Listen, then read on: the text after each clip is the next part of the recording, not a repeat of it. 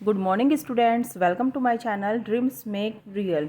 बच्चों, आज मैं आप लोगों के लिए ईएमसी की वर्कशीट नंबर 22 और जो क्लास 9, 10th, 11th और 12th क्लास के लिए बहुत ही इंपॉर्टेंट वर्कशीट होती है, आज मैं आपको अच्छे से सॉल्व कराऊंगी।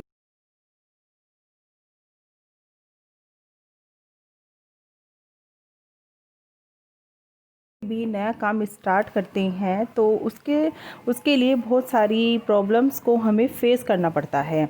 आप देखते होंगे कि हम अगर समाज में या कहीं स्कूल में भी कोई नया काम शुरू करने जाते हैं तो बहुत सारे लोग ऐसे होते हैं जो हमारे काम के अगेंस्ट होते हैं, नेगेटिव वाइब्स हमें देते हैं। लेकिन बच्चों, अगर हम सही हैं, हमारा डिटर्मिनेशन है, हमारा पाथ सही है, हमें अपने लक्ष्य तक पहुंचना है, तो हमें इन नेगेटिव लोगों की बातों को नहीं सुनना चाहिए। हमें सिर्फ और सिर्फ अपने लक्ष्य में आगे बढ़ना चाहिए। बहुत लोग होते हैं जो कहते हैं कि नहीं बेटा, तुम इस काम को नहीं कर सकते, लेकिन अगर आपको लगता है कि हाँ, आप काम कर सकते हो, काम करने की एबिलिटी आपके अंदर है, तो आपको वो काम ज़रूर करना चाहिए। क्योंकि हमें हर एक रास्ते में बहुत सारे नेगेटिव लोग मिलते हैं, कहते हैं कि तुम वो काम नहीं कर सकते, लेकिन ऑलवेज़ हमें अपने अंदर ये फीलिंग रखनी है कि yes I can do it, मैं इसे कर सकती हूँ।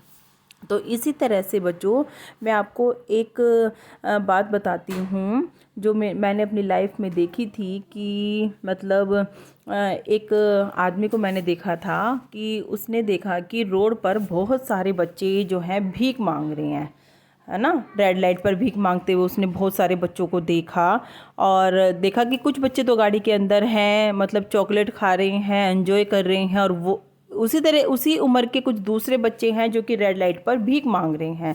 तभी से उस आदमी के अंदर ये फीलिंग हो गई कि वो इन बच्चों के लिए कुछ करेगा, ताकि ये बच्चे अपनी लाइफ में पढ़े लिखे और जो इनकी प्रैक्टिकल नॉलेज है उसको इम्प्रूव करें। तो उसके अंदर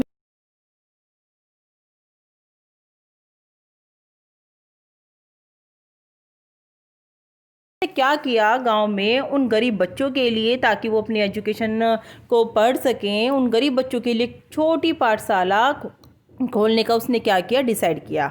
उसके लिए उसने कुछ चंदा इकट्ठा किया, कुछ अपने आप से रुपए लगाए, लेकिन कैसे भी करके उसने क्या था, उसके अंदर डिटर्मिनेशन था कि उसे उस बच्चों के लिए कुछ ना कुछ करना है ना। उसे अपने अंदर ये था कि येस आई कैन डू, मैं कर सकता हूँ इस काम को, चाहे उसे उसके लिए कुछ भी हेल्प किसी से भी लेनी पड़े। तो उसने बच्चों कुछ अन्य लोगों से हेल्प ली, कुछ अपने आप से उसने अपने आप को, तो उसके अंदर मोटिवेशन था ही उसको, और उसने फिर क्या किया, गांव में उन गरीब बच्चों के लिए क्या खोली, एक पाठशाला खोल दी, जिससे गांव में जो गरीब बच्चे हैं, इधर उधर भीख मांगते हैं, उनके माँ बाप नहीं है, वो बच्चे कम से कम क्या कर सकें, फ्री में अपनी एजुकेशन पढ़ सकें। तो इस तरह के लिए बच्चों क्या होना चाहिए, हमारे अंदर डिटर्मिनेशन की ही कमी होती है कि हम दृढ़ निश्चय नहीं रख पाते कि हाँ, मैं इस कार्य को कर सकती हूँ। तो बच्चों, आपको अपने अंदर यही फीलिंग रखनी है 9, 10th, 11th, 12th, अभी आप छोटे बच्चे हो, कि yes I can do it, मैं एग्जाम में फर्स्ट आ सकती हूँ, आई कैन क्या, I can attend the first position in my exam. तो आप अटेंड कर सकते हो, फर्स्ट पोजीशन ला सकते हो। तो इस तरह से आपको अपने अंदर ये फीलिंग रखनी है आई कैन डू इट की। तो आगे बच्चों हम देखते हैं कि आज की इस वर्कशीट में हमारा टास्क यही रहेगा। देखिए किस तरह से दो बच्चे आपस में बात कर रहे हैं कि मेरा अगले सप्ताह विद्यालय में हो रही भाषण प्रतियोगिता में हिस्सा लेने का बहुत मन था। ठीक है, तो यह तो बहुत अच्छी बात है। क्या तुमने अपना नाम प्रतियोगी की सूची में लिखवा दिया? दोनों बच्चे आपस में बात कर रहे हैं। देखो, तो दूसरा बच्चा कह रहा है कि हाँ, मैंने अपना नाम कंपटीशन में लिखवा दिया।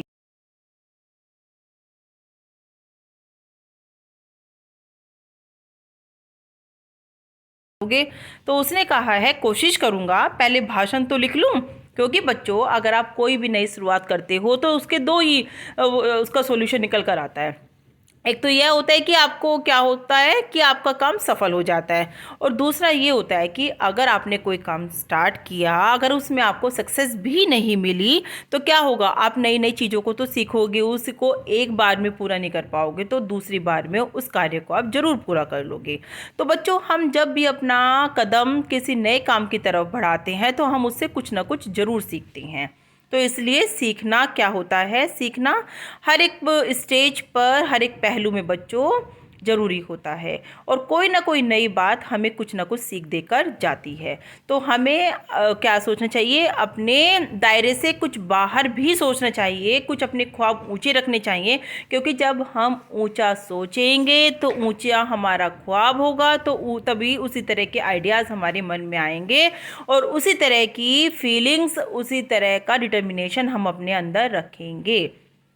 तो देखो, हम जीवन में जब भी कोई काम पहली बार करते हैं तो आत्मविश्वास की कमी के कारण या तो काम शुरू ही नहीं करते, या मुश्किलें आते ही घबराकर बीच में छोड़ देते हैं। होता है ना कि कोई काम अगर हम शुरू कर देते हैं तो हमारे अंदर कॉन्फिडेंस अगर कम है ना, तो हम क्या करते हैं, काम हमने शुरू तो कर लिया लेकिन कॉन्फिडेंस नहीं है तो हम उस काम को घबराकर बीच में ही छोड़ देते हैं। लेकिन सफलता की परवाह किए बिना, आपको ये नहीं है कि हमने काम शुरू किया तो हमें सफलता ही मिलेगी, नहीं बच्चों।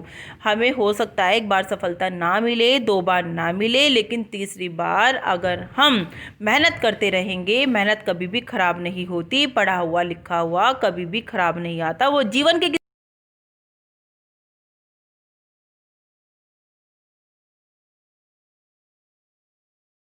पर भरोसा करते हुए मैं कर सकता हूँ, कर सकती हूँ, हम कार्य को छोटे लक्ष्यों में बांटकर पूरा करने की कोशिश कर सकते हैं। करके देखें।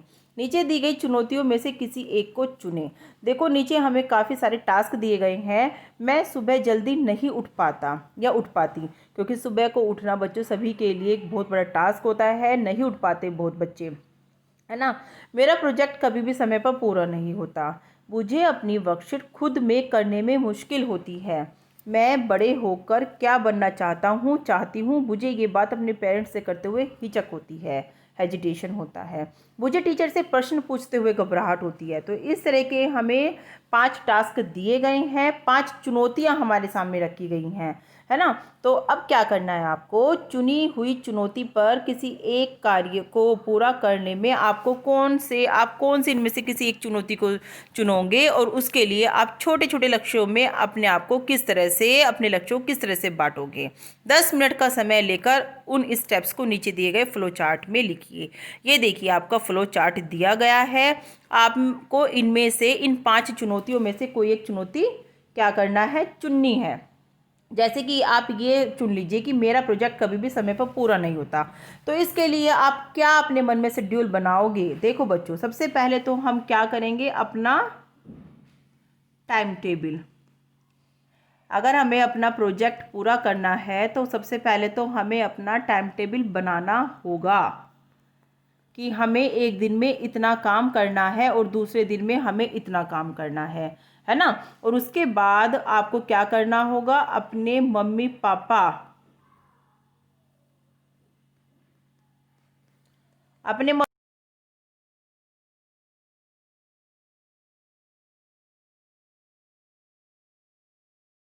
उनका क्या करोगे आप, उनका पहले तो उनके कार्य में उनकी मदद करोगे, ताकि आप अपनी मम्मी के कार्य में अगर हाथ बटाते हो तो फिर आपकी मम्मी भी अगर काम जल्दी से ख़त्म हो जाता है तो आपको प्रोजेक्ट को पूरा कराने में आपकी सहयोग करेगी, आपकी मदद करेगी। और दूसरा बच्चों ये होगा कि आपको क्या लेना होगा, हेल्दी फूड लेना होगा, है ना। जिससे अगर आप हेल्दी फूड अगर आप लेते हो तो क्या करोगे, आपको अपना टाइम टेबल पूरा करना है। तो आपको अपना टाइम टेबल पूरा करना है तो इसका मतलब आपको फिट रहना होगा। जो आपने मन में सोचा है कि हमें एक दिन में इतना काम पूरा करना है, तो अगर आप एक दिन में फिट रहोगे, जितनी बातें आपने सोची हुई हैं अगर आप उतनी ही बातें पूरी कर पाओगे, है ना। अगर आप फिट रहोगे तभी तो आप अपने सोची गए टाइम टेबल को पूरा कर पाओगे। और अगर आपकी तबीयत खराब हो जाती है तो आप पूरा ही नहीं कर पाओगे, अपना टाइम टेबल फॉलो ही नहीं कर पाओगे। तो इसलिए आपको क्या लेना है, हेल्दी फूड लेना है। उसके बाद बच्चों, आपको अपने अंदर लक्ष्य को पूरा करने के लिए आपको डिटर्मिनेशन भी होना चाहिए, है ना। और डिटर्मिनेशन अगर आपका हो जाता है, मन में विश्वास हो जाता है कि आपको अपना प्रोजेक्ट पूरा करना है, और आपके मैम ने कह दिया कि जो बच्चा प्रोजेक्ट पूरा करेगा उसको क्लास में मॉनिटर बनाएंगी, तो आपको अपने सामने रखा हुआ लक्ष्य दिखना चाहिए कि मुझे तो अपना प्रोजेक्ट पूरा करना है, क्योंकि मुझे तो मॉनिटर बनना है क्लास में। तो इस तरह से आपको अपना टारगेट अपने सामने रखना चाहिए, है ना, तभी आप उसको अचीव कर पाओगे। अपना टाइम टेबल बनाना चाहिए, हेल्दी फूड लेना चाहिए, मम्मी पापा का पहले तो घर के काम में सहयोग बटाओ, फिर वो भी बच्चों आपकी हेल्प करेंगे, आपको नए नए अच्छे अच्छे तरीके बताएंगे कि आप यहाँ से मदद ले लो, वहाँ से मदद ले लो। तो इस तरह से हम अपने प्रोजेक्ट को टाइम से पूरा करा सकते हैं। और जो आपको अपना लक्ष्य पूरा करने में मदद करते हैं उन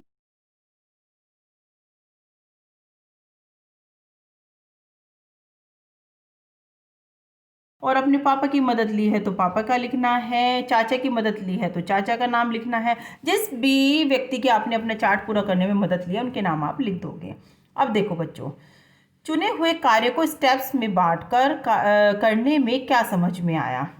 अपने निजी जीवन में बड़े या मुश्किल कार्य को छोटे छोटे लक्ष्यों में बांटना आपको कैसे मदद करेगा।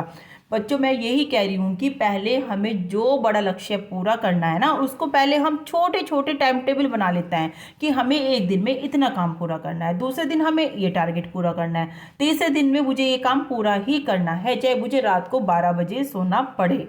तो आपको जब आपके एग्ज़ाम होते हैं बच्चों, तो आपको इसी तरह से अपने माइंड में पूरा टाइम टेबल सेट रखना चाहिए कि मुझे आज रात को 10 बजे तक कितने चैप्टर लर्न करने हैं, फिर सुबह को 5 बजे उठकर उनका रिवीजन करना है, और फिर ब्रेकफास्ट करने के बाद, नहाने के बाद मुझे आगे की पढ़ाई कंटिन्यू करनी है। अगर हम अपने मन में अपना शेड्यूल बना लेते हैं बच्चों, तो हम क्या करते हैं, हमारा लक्ष्य बच्चों आसानी से हमें मिल जाता है।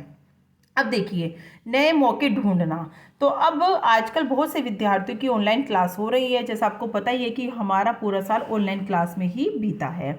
आपके और आपके अध्यापकों के लिए यह एक नया काम है और इसमें चुनौतियां भी आई हैं।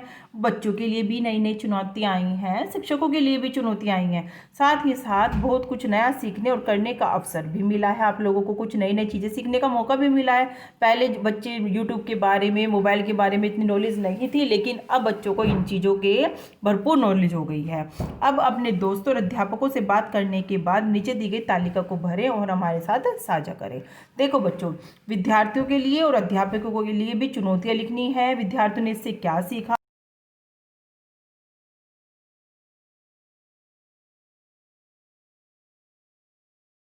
को फेस किया, उन्हें क्या करने का अवसर मिला, उन्होंने क्या सीखा और क्या वो कर सकते थे।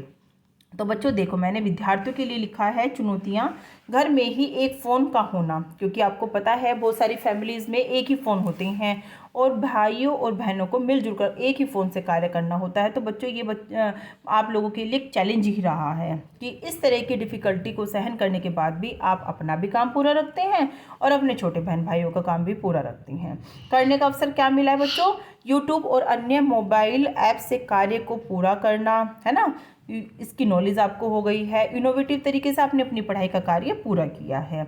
और क्या सीखा बच्चों आपने, पढ़ाई के साथ साथ जीवन उपयोगी, आप देखते ही हैं कि अगर आप यूट्यूब चलाना सीख गए हैं तो आप जो हमारे सिलेबस से रिलेटेड वीडियो होती हैं वो तो देखते ही हैं, लेकिन और भी अगर कोई प्रॉब्लम आपको आ रही है तो आप उन वीडियो को भी देखकर लक्ष्य पूरा करने में आपको उपयोगी रहा है बच्चों, है ना। अपने छोटे बहन भाइयों को मोबाइल की सहायता से आपने पढ़ाया इस टाइम।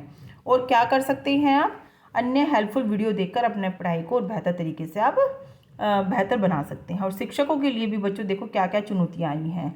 कक्षा में सारे अध्यापकों को ऑनलाइन, कक्षा में सारे बच्चों को, बच्चों यहाँ पर आएगा बच्चों को ऑनलाइन कनेक्ट करना और उनको वर्कशीट का कार्य समझाना। स्टार्टिंग में टीचरों के लिए भी बच्चों एक बहुत बड़ा चैलेंज रहा है, क्योंकि सारे बच्चे कनेक्ट नहीं थे, है ना, और उनको कार्य भी समझ में नहीं आता था कि जो वर्कशीट आ रही है, आगे से आ रही है हमारी डीओई वर्कशीट आ रही है, उनको कैसे पूरा किया जाएगा। तो लेकिन धीरे धीरे टीचरों ने क्या किया, बच्चों के साथ कनेक्ट हुए, उनको कार्य समझाया, कैसे उनको कार्य करना है। और आज तो बच्चे इस योग्यता के अनुसार, अपनी योग्यता के अनुसार बच्चों एलिजिबल हो गए हैं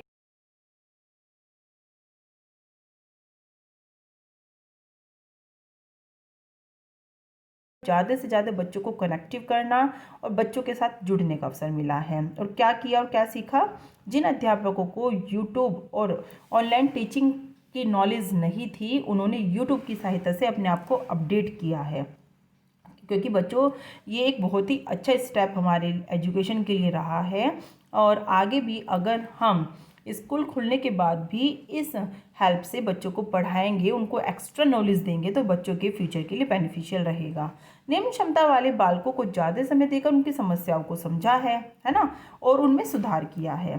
क्योंकि अब टीचरों को भी टाइम मिला है, बच्चों के पेरेंट्स से बात की है कि बच्चे के क्यों नहीं याद कर पा रहा है, वो अपनी पढ़ाई में क्यों ध्यान नहीं दे पा रहा है। इन प्रॉब्लम को समझा है कि आखिर इस बच्चे के साथ क्या प्रॉब्लम रही है ना, और उनको फिर सुधार भी किया है। और क्या कर सकते हैं, नई नई ऑनलाइन ऐप और गतिविधि सीखकर अपने आप को अपडेट कर सकते हैं। लर्निंग को आसान और सुविधाजनक बनाने के लिए क्लासरूम को ऑनलाइन टीचिंग से जोड़ा जा सकता है। जैसे कि मैंने अभी आपको बताया है, आगे चलकर भी अगर हम अपनी क्लासरूम लर्निंग को ऑनलाइन लर्निंग से जोड़ेंगे, टीचिंग से जोड़ेंगे, तो बच्चों हमारी स्टडी और भी अधिक आसान और सुविधाजनक रहेगी। अब हमारा एक प्रश्न ये आता है, आज की इस वर्कशीट में कोई एक काम जो आपको मुश्किल लग रहा था पर आपने वो कर लिया। देखो बच्चों, ये रहा आपका इसका प्रश्न। इस महामारी के समय बच्चों को लग रहा था कि उनकी पढ़ाई अच्छे से नहीं हो पाएगी, पर अध्यापिका ने जिस लगन और मेहनत से बच्चों को पढ़ाया, बच्चों ने न केवल अपना वर्कशीट का कार्य पूरा किया बल्कि उसको आनंद लेकर पढ़ा, है ना। क्योंकि पहली बार बच्चे यूट्यूब से पढ़ रहे हैं, पहली बार गूगल मीट से पढ़ रहे हैं। और अब अगर किसी